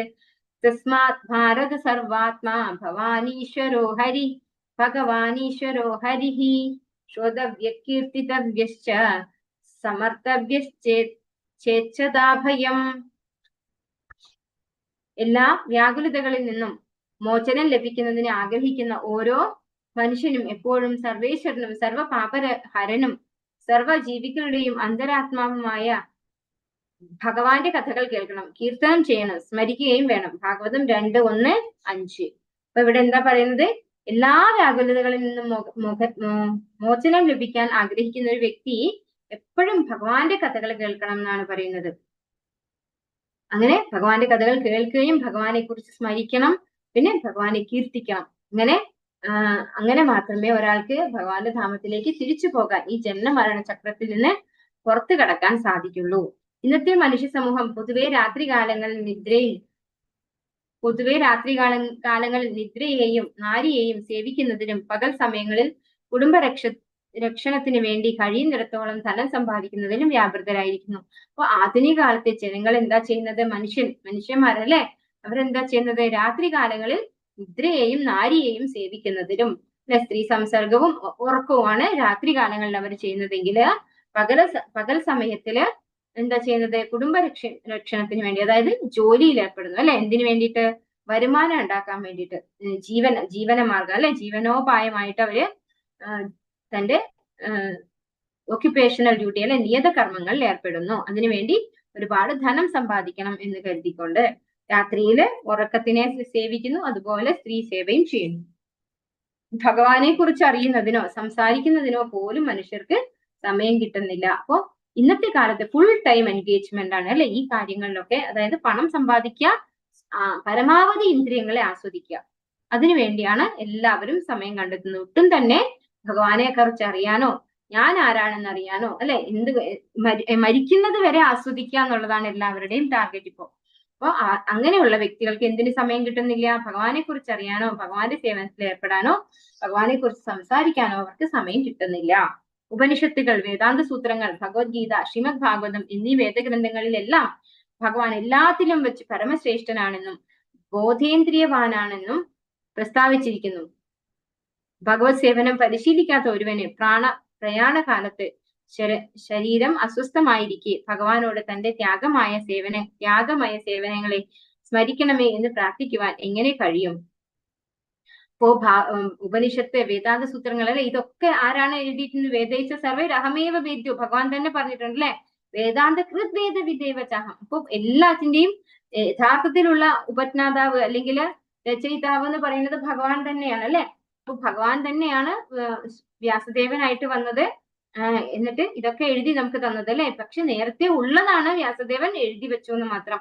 നേരത്തെ ഉള്ളവർക്ക് കേൾവി കൊണ്ട് തന്നെ ഉൾക്കൊള്ളാൻ സാധിക്കാതെ, ഒരു തവണ കേട്ട് കഴിഞ്ഞാൽ അവർക്ക് മെമ്മറി ലോസ് ഒന്നും ഉണ്ടായിരുന്നില്ല അല്ലെ പണ്ട് കാലത്തുള്ള ജനങ്ങൾക്ക്. പക്ഷെ കലികാലത്തിൽ എന്താണ്? പ്രായേണ അല്പായുഷ സദ്യ കലവു അസ്മിൻ യുഗേചന മന്ദാ സുമന്ദ മതയാ മന്ദഭാഗ്യാഹ്യുപദ്രുത അല്ലെ. കലികാലത്തിലെ ജനങ്ങളൊക്കെ മന്ദബുദ്ധികളാണ്, ആയുസ് കുറഞ്ഞവരാണ്, മടിയന്മാരാണ്. അപ്പൊ അങ്ങനെയുള്ള ആളുകൾക്ക് ഓർത്തു വെക്കാനോ ഒന്നും സാധിക്കില്ല. അതുകൊണ്ട് അത് ലിഖിതമായിട്ട് തന്നത് ഭഗവാന്റെ തന്നെ അവതാരമായിട്ടുള്ള ശ്രീ വ്യാസദേവനാണ്. ഇന്നീ വേദഗ്രന്ഥങ്ങളിലെല്ലാം ഭഗവാൻ എല്ലാത്തിലും വെച്ച് അപ്പൊ ഈ വേദഗ്രന്ഥങ്ങളിലൊക്കെ ഭഗവാൻ എന്താണ് ഭഗവാനെ കുറിച്ച് പറഞ്ഞിരിക്കുന്നത്? ഭഗവാൻ അസമൂർധനാണ് അല്ലെ, ഉപരിയായിട്ടോ സമനായിട്ടോ തന്നെ ആരും തന്നെ ഇല്ല. ഭഗവാനാണ് പരമദിവ്യോത്തമ പുരുഷൻ എന്ന് നമുക്ക് വ്യക്തമാക്കി പറഞ്ഞു തരുന്നുണ്ട്. ഭഗവത് സേവനം പരിശീലിക്കാത്ത ഒരുവന് പ്രാണപ്രയാണ കാലത്ത് ശരീരം അസ്വസ്ഥമായിരിക്കെ ഭഗവാനോട് തന്റെ ത്യാഗമായ സേവനങ്ങളെ സ്മരിക്കണമേ എന്ന് പ്രാർത്ഥിക്കുവാൻ എങ്ങനെ കഴിയുമ്പോൾ നമ്മുടെ കണ്ടത്തിലൊക്കെ വന്ന് കഫം വന്ന് നിറയും എന്നാണ് പറയുന്നത്. നമ്മൾ മരണ ആസന്ന മൃത്യുവിലെ വളരെ പ്രായം വന്ന് മരിക്കുമ്പോ കണ്ടത്തിലൊക്കെ കഫം വന്ന് നിറയും. നമുക്ക് വളരെ വേദനാജനകമായിട്ടുള്ള ഒരു സിറ്റുവേഷൻ ആണ് അത്ര ഈ മരണം എന്ന് പറയുന്നത്. അതുകൊണ്ട് തന്നെ ആ സമയത്ത് അവർക്ക് ഒരിക്കലും ഭഗവാനോട് തന്റെ ഭഗവാന് വേണ്ടിയുള്ള സേവനങ്ങളെ ഓർക്കണമേ എന്ന് പ്രാർത്ഥിക്കാൻ സാധിക്കില്ല എന്നാണ് പറയുന്നത്. അപ്പോൾ നമ്മൾ എന്ത് ചെയ്യണം? തുടക്കത്തിലേ നമ്മള് ഭഗവാന്റെ സേവനത്തിൽ ഏർപ്പെടണം അല്ലെ. പ്രായമായിട്ട് മരണം വരുന്ന സമയത്ത് ഒരിക്കലും ഭഗവാനെ വിളിക്കാനോ ഭഗവാനെ ഓർക്കാനോ സാധിക്കില്ല നമുക്ക്. ത്യാഗം എന്നത് ഇന്ദ്രിയങ്ങളുടെ താല്പര്യം നിഷേധിക്കലാണ്. അപ്പോ ത്യാഗം എന്ന് പറഞ്ഞാൽ ഇന്ദ്രിയങ്ങൾ എന്താണ്? സ്ട്രോങ് ആണ് അല്ലെ. ദേവി ഹേഷ ഗുണമയി മമ മായാ ദുരത്യാന്നാണ് ഭഗവാൻ തന്നെ പറഞ്ഞത് അല്ലെ. അത് വളരെ സ്ട്രോങ് ആണ്, ഇന്ദ്രിയങ്ങള് ഭയങ്കര സ്ട്രോങ് ആണ്. അപ്പൊ അതിന്റെ ആ ഇഷ്ടങ്ങളെ ഉപേക്ഷിക്കലാണ് ത്യാഗം എന്ന് പറയുന്നത്. അതിനെ കൺട്രോൾ ചെയ്യുക, അതായത് വേണ്ട എന്ന് നമ്മള് ഒരു നല്ല ഒരു പായസം കുടിക്കണം എന്ന് തോന്നും, നാക്കിന് തോന്നുമ്പോൾ നോ എന്ന് പറയാനുള്ള ഒരു കഴിവ്, അതിനെയാണ് ത്യാഗം എന്ന് പറയുന്നത്. ഈ വിദ്യ അവൻ പഠിക്കുന്നത് ജീവിച്ചിരിക്കുമ്പോൾ തന്റെ ഇന്ദ്രിയങ്ങളെ ഭഗവത് ഉപാസനയ്ക്കായി വിനിയോഗിച്ചു കൊണ്ടാണ്. അപ്പൊ ഇതിനെങ്ങനെയാണ് സാധിക്കുക? നമ്മൾക്ക് നമ്മുടെ ഇന്ദ്രിയങ്ങളെ ഒരിക്കലും നിയന്ത്രിക്കാൻ സാധിക്കാത്തതാണ്. പക്ഷെ ഇത് സാധിക്കുന്നത് നമ്മുടെ ആ ഇന്ദ്രിയങ്ങളെ ഭഗവാന്റെ സേവനത്തിൽ ഉൾപ്പെടുത്തുമ്പോഴാണ് നമുക്ക് കൺട്രോൾ കിട്ടുന്നത്, ഇന്ദ്രിയങ്ങളെ നിയന്ത്രിക്കാൻ സാധിക്കുന്നത് എന്നാണ് പറയുന്നത്. ജീവിതത്തിൽ അനുഷ്ഠിക്കപ്പെടുന്ന പരിശീലനത്തിന്റെ ഫലങ്ങൾ മൃത്യു മുഹൂർത്തത്തിൽ അവന് പ്രയോജനപ്പെടുത്തുവാൻ സാധിക്കും. അപ്പോൾ നമ്മൾ ഭക്തിയുത സേവനം ചെയ്തിട്ടുണ്ടെങ്കിൽ മരണം അടുത്തു വരുന്ന സമയത്ത് അത് പ്രയോജനപ്പെടും എന്നാണ് പറയുന്നത്. അങ്ങനെ നമ്മൾ ചെയ്യുന്ന ആത്മാർത്ഥമായിട്ട് ചെയ്യുന്ന ഭക്തിയുത സേവനം ഭഗവാൻ നമ്മുടെ ഓർമ്മയിലേക്ക് വരാൻ സഹായിക്കും. ഹരേ കൃഷ്ണ കൃഷ്ണ കൃഷ്ണ ഹരേ ഹരേ, ഹരേ രാമ രാമ രാമ ഹരേ ഹരേ. വാഞ്ചാകൽപതരൂപസ്യ കൃപാ സിന്ധുഭ്യൈവ ച പതിതാനാം പാവനേഭ്യോ വൈഷ്ണവേഭ്യോ നമോ നമഃ. आनंद कोटि वैष्णव वृंद की जय, श्री प्रभुपाद की जय, गुरु महाराज की जय, नित्य गौर प्रेमानंदे। हरि हरि बोल। हरे कृष्णा हरे कृष्णा।